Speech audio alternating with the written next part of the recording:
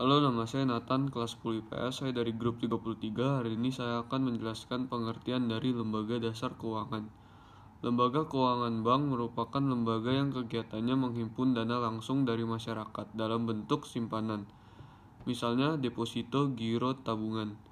Selain menghimpun, juga memberikan jasa pelayanan keuangan kepada masyarakat. Lembaga ini biasanya menawarkan jasa sama seperti bank yang memudahkan dalam transaksi keuangan. Nama saya Andrew, saya akan menjelaskan tentang fungsi bank dalam lembaga jasa keuangan. Yang pertama adalah penghimpun dana dari masyarakat. Bank berfungsi penghimpun dana dari masyarakat karena bank dipercaya oleh masyarakat sebagai tempat yang aman untuk menyimpan dana. Masyarakat yang memiliki kelebihan dana menggunakan instrumen perbankan untuk menyimpan dananya tersebut di dalam bank dalam bentuk simpanan. Yang kedua adalah penyalur dana ke masyarakat. Menyalurkan dana merupakan kegiatan bank yang terpenting.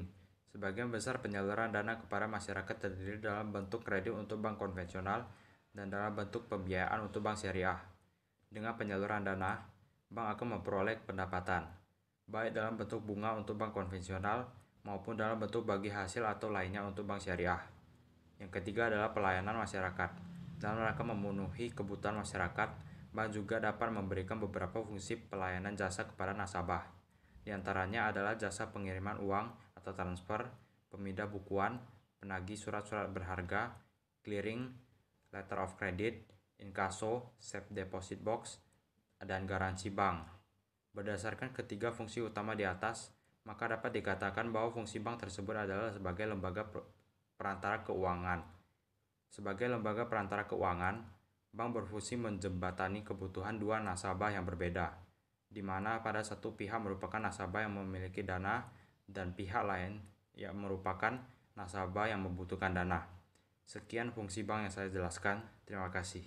Saya Vincent dan di sini saya akan menjelaskan 3 jenis bank yang terdiri dari bank sentral, bank umum, dan bank syariah. Bank sentral adalah sebuah instansi yang bertanggung jawab atas kebijakan moneter di wilayah tersebut dan berusaha untuk menjaga stabilitas nilai mata uang, sektor pembayaran, dan sistem finansial secara keseluruhan. Bank umum adalah bank yang melaksanakan kegiatan usaha secara konvensional dan atau berdasarkan prinsip syariah, yang dalam kegiatannya memberikan jasa dalam lalu lintas pembayaran. Dan terakhir, bank syariah adalah suatu sistem perbankan yang pelaksanaannya berdasarkan hukum Islam. Produk bank dibagi menjadi dua, yaitu kredit pasif dan kredit aktif. Kredit pasif yang pertama itu buku tabungan. Tabungan sering digunakan oleh masyarakat untuk menyimpan uang agar lebih aman daripada di rumah atau organisasi. Yang kedua, giro, merupakan simpanan yang penarikannya bisa dilakukan setiap saat. Lalu, tiap menggunakan kartu ATM atau buku tabungan. Penarikannya menggunakan cek atau bilet giro. Terus yang ketiga, deposito, merupakan tabungan berjangka yang penarikannya hanya bisa dilakukan dalam waktu tertentu. Yang keempat, deposito on call, merupakan simpanan yang berjangka antara 3 sampai 30 hari. Lalu jumlah uang yang disimpan relatif besar. Besar bunga yang dibayar akan dihitung per bulan, dan besar bunga ditentukan dengan negosiasi antara pihak bank dan nasabah. Terus yang terakhir, deposito aro, berbeda dari deposito berjangka. Ia sudah jatuh tempo, tetapi deposan mengambilnya. Lalu pihak bank akan memperpanjang waktu tanpa sepengetahuan deposan. Terus kredit aktif yang pertama, kredit reimburse, merupakan pinjaman yang diberikan kepada nasabah atas pembelian sejumlah barang dan dibayar oleh bank. Yang kedua, kredit accept, merupakan pinjaman yang mengeluarkan hasil yang bisa diperdagangkan. Yang ketiga, kredit rekening koran, merupakan kredit yang diberikan kepada nasabah yang berbentuk mutasi atau pemindahan bukuan kepada rekening nasabah. Yang terakhir, surat-surat berharga, diberikan dengan surat-surat berharga kepada nasabah, dan surat-surat berharga tersebut sebagai menjaminkannya. Nama saya Jimmy, saya berada di kelas 10 IPS. Pada hari ini saya akan menjelaskan tentang prinsip kegiatan usaha. Yang pertama adalah ada prinsip kehati-hatian atau prudential principle. Prinsip kehati-hatian adalah suatu prinsip yang menyatakan bahwa bank dalam menjalankan fungsi dan kegiatan usahanya wajib menerapkan prinsip kehati-hatian. Dalam rangka melindungi dana masyarakat yang dipercayakan padanya, menurut pasal 2 Undang-Undang Republik Indonesia Nomor 7 Tahun 1992 tentang perbankan sebagaimana telah diubah dengan Undang-Undang Nomor 10 Tahun 1998. Perbankan Indonesia dalam melakukan usahanya harus berdasarkan demokrasi ekonomi dengan menggunakan prinsip kehati-hatian. Prinsip kehati-hatian diberlakukan agar bank selalu dalam keadaan sehat dan kadar kepercayaan masyarakat terhadap bank dalam tetap tinggi. Dengan kepercayaan masyarakat terhadap perbankan tetap tinggi, masyarakat bersedia menyimpan uangnya di bank. Kedua adalah prinsip kepercayaan atau fiduciary principle.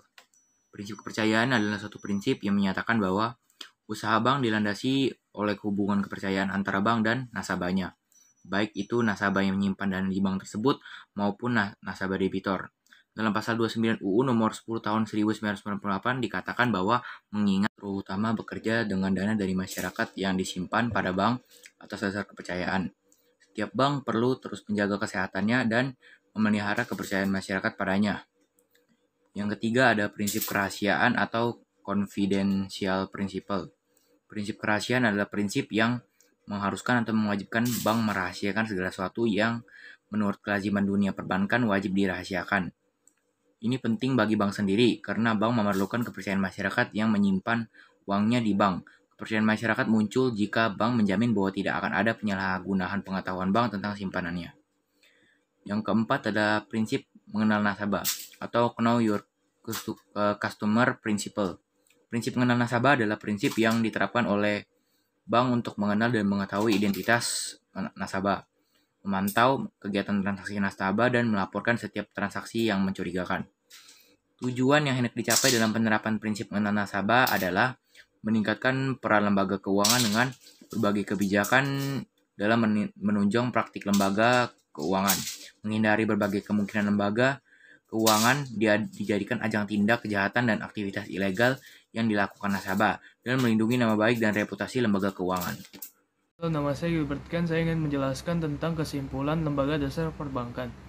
Peran perbankan itu sangat penting dalam lembaga ekonomi. Ia bertugas untuk menyerap dana masyarakat dan menyalurkannya kembali kepada masyarakat. Maka dengan itu, perbankan dapat menjembatani pihak yang kekurangan dana serta pihak yang kelebihan dana. Tetapi saat menjalankan tugasnya, perbankan harus menerapkan prinsip kehati-hatian, terutama saat menyalurkan dana kepada masyarakat.